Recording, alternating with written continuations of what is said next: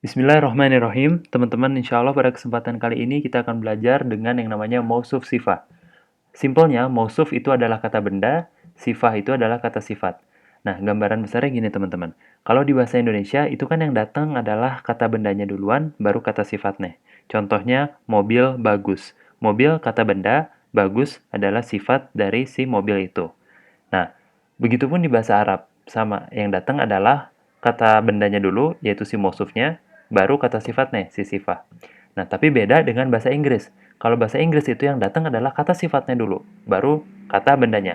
Contohnya, kalau tadi bahasa Indonesia mobil bagus, kalau bahasa Inggris itu adalah bilangnya nice car. Jadi bagus mobil gitu. Nah, tapi beruntungnya kita adalah bahasa Indonesia itu dekat dengan bahasa Arab. Jadi simpelnya adalah yang datang mausuf sifat. Kata benda duluan baru kata sifat. Oke. Nah, intinya mausuf itu syaratnya hanya hanya ada satu, oke? Dan dia harus datang pertama di kalimat tuh dia harus datang di posisi pertama, oke? Nah, si sifah itu baru datang setelah si mausufnya. Nah, sifah itu bisa lebih dari satu jumlahnya. Kalau mausuf tadi cuma boleh satu, only one. Kalau sifah boleh lebih dari satu. Nah, terus si sifah juga setelah mausuf. Karena mausuf harus datang yang pertama. Nah, terus uh, mereka bisa berjauhan. Can tolerate a long distance relationship. Jadi nggak harus dempet. Jadi bisa mausufnya duluan, terus ada beberapa kata lain yang menyela, baru ada sifahnya. Bisa juga kayak gitu. Nah, yang terakhir, untuk mempermudah adalah mausuf dan sifat itu mereka memiliki 4 properties yang sama. Properties itu maksudnya apa? Ini seperti di video awal yang saya jelasin, bahwa sebuah isim itu punya 4 properties, yaitu status, number, gender, dan type. Nah, untuk bisa membentuk mausuf sifat, status, number, gender, dan type-nya itu harus sama. Gitu, teman-teman. Untuk lebih jelasnya, kita langsung lihat ke contoh ya. Contoh pertama, kita misal langsung ke sini. Sururun marfu'atun. Nah, sururun dan marfu'atun itu adalah mausuf sifat yang artinya adalah elevated beds atau tempat-tempat tidur yang di yang ada di atas gitu, yang raised gitu. Ini kalau nggak salah ceritanya tentang tempat-tempat tidur di surga gitu ya. Nah, intinya si sururun ini sebenarnya dia adalah broken plural. Broken plural artinya adalah jamak yang bentuknya tidak beraturan.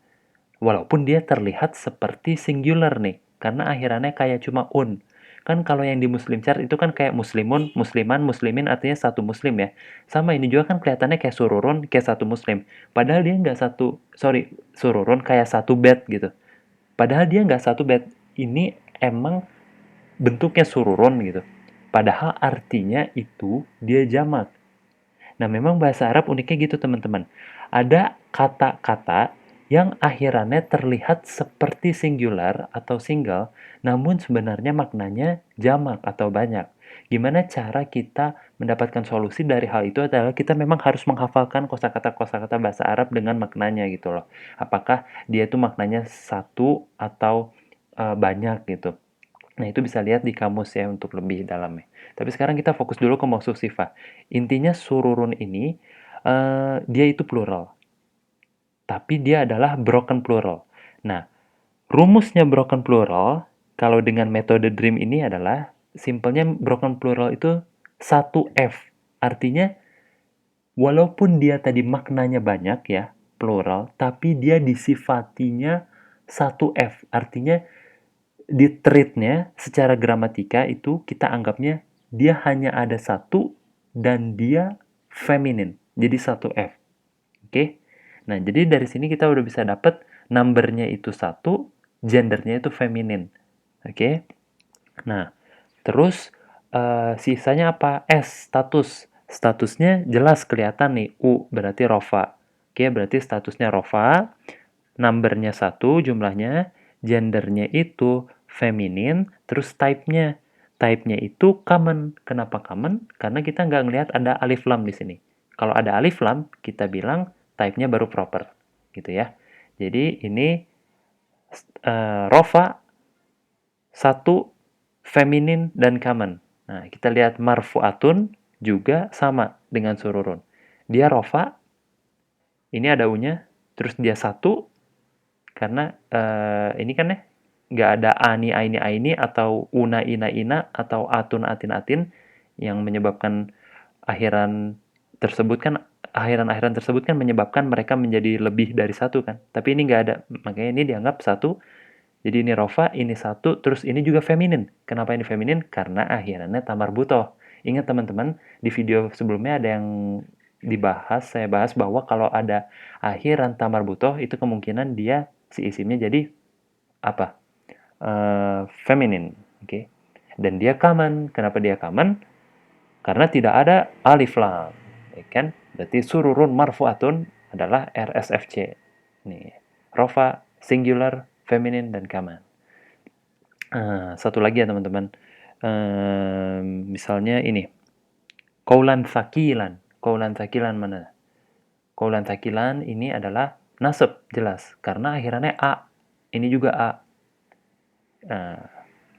Terus singular. Singular karena memang tidak ada ciri-ciri yang membuat mereka terlihat lebih dari satu. Akhirannya kan single kan, kayak an in itu kaulan sakilan itu satu. Nah, terus maskulin apa feminin? Ternyata dia maskulin. Tahu dari mana? Karena memang tidak ada indikasi yang membuat mereka terlihat feminin.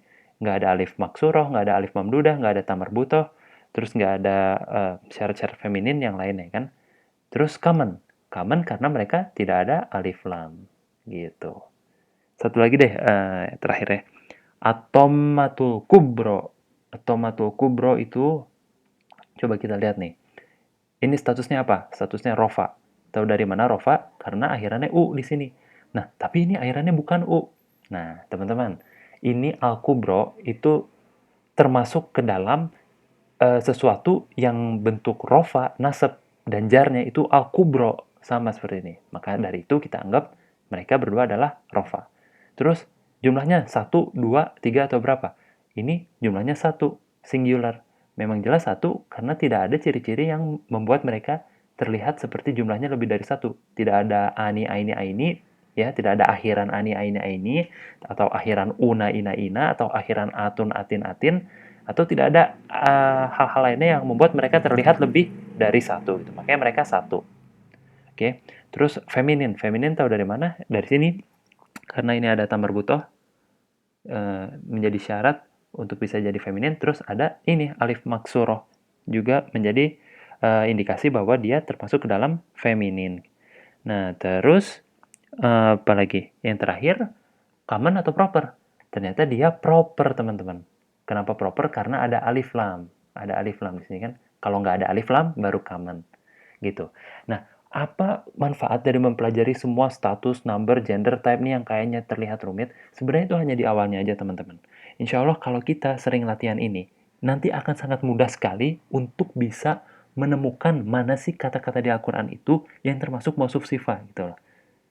Oke, insya Allah bertemu di video selanjutnya. Mudah-mudahan video ini bermanfaat. Assalamualaikum warahmatullahi wabarakatuh.